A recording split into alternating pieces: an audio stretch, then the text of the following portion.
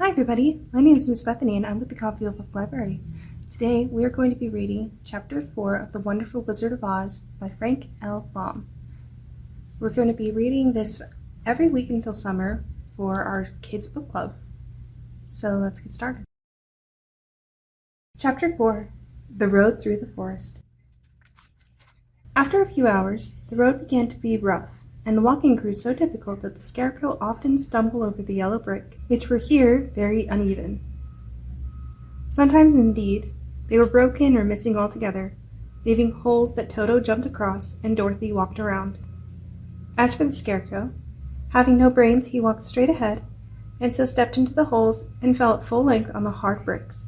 It never hurt him, however, and Dorothy would pick him up and set him upon his feet again, while he joined her in laughing merrily at his own mishap. The farms were not nearly so well cared for here as they were farther back. There were fewer houses and fewer fruit trees, and the farther they went, the more dismal and lonesome the country became. At noon they sat down by the roadside, near a little brook, and Dorothy opened her basket and got out some bread. She offered a piece to the Scarecrow, but he refused.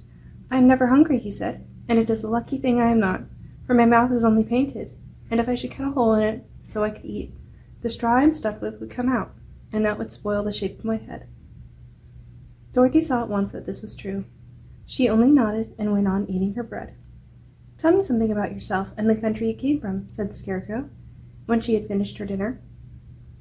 So she told him all about Kansas, and how gray everything was there, and how the cyclone had carried her to this queer land of Oz.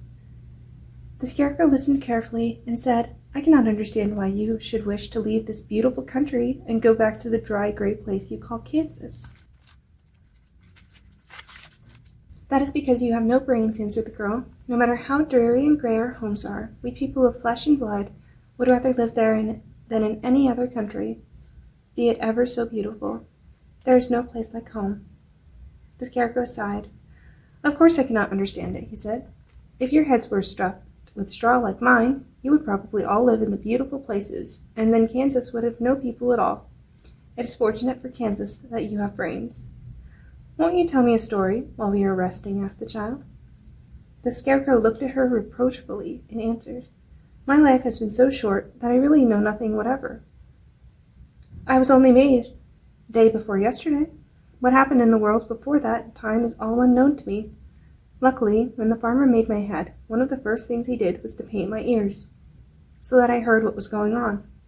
There was another Munchkin with him, and the first thing I heard was the farmer saying, 'How do you like those ears?' 'They aren't straight,' answered the other. 'Never mind,' said the farmer.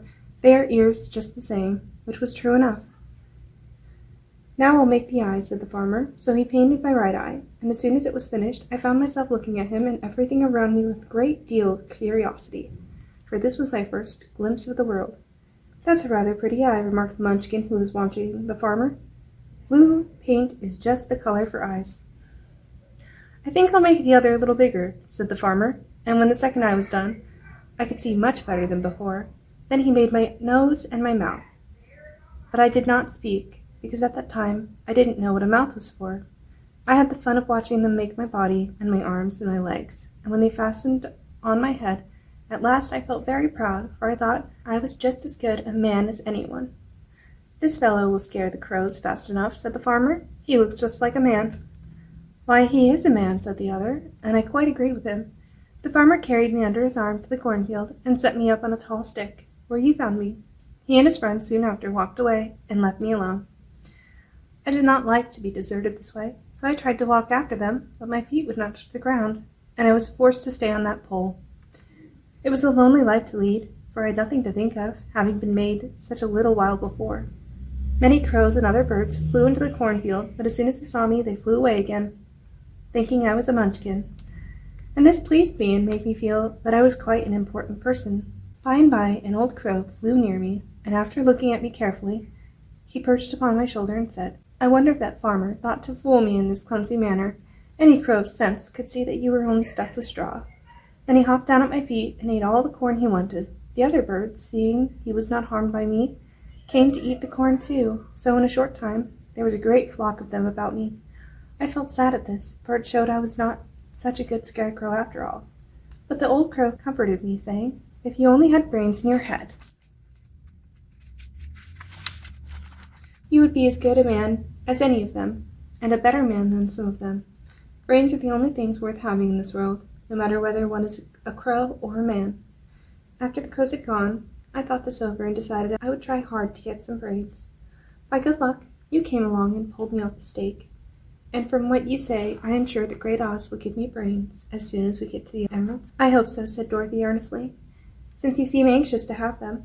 Oh yes, I am anxious, returned the Scarecrow. It is such an uncomfortable feeling to know one is a fool. Well, said the girl, let us go. And she handed the basket to the Scarecrow. There were no fences at all by the roadside now, and the land was rough and untilled.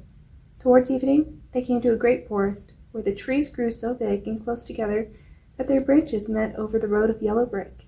It was almost as dark under the trees, for the branches shut out the daylight, but the travelers did not stop and went on into the forest. If this road goes in, it must come out, said the Scarecrow, and as the Emerald City is at the other end of the road, we must go wherever it leads us. Anyone would know that, said Dorothy. Certainly, that is why I know it, returned the Scarecrow. If it required brains to figure it out, I never should have said it. After an hour or so, the light faded away, and they found themselves stumbling along in the darkness. Dorothy could not see at all, but Toto could, for some dogs see very well in the dark, and the Scarecrow declared he could see as well as by day, so she took hold of his arm and managed to get along fairly well.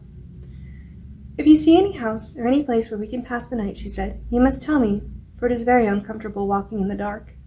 Soon after, the Scarecrow stopped. I see a little cottage at the right of us, he said, built of logs and branches. Shall we go there? Yes, indeed, answered the child. I am all tired out. So the Scarecrow led her through the trees until they reached the cottage, and Dorothy entered and found a bed of dried leaves in one corner. She lay down at once, and with Toto beside her, soon fell into a sound sleep. The Scarecrow, who was never tired, stood up in another corner and waited patiently until morning came. Okay, that is the end of Chapter 4. And thank you so much for watching. Have a nice day. Bye.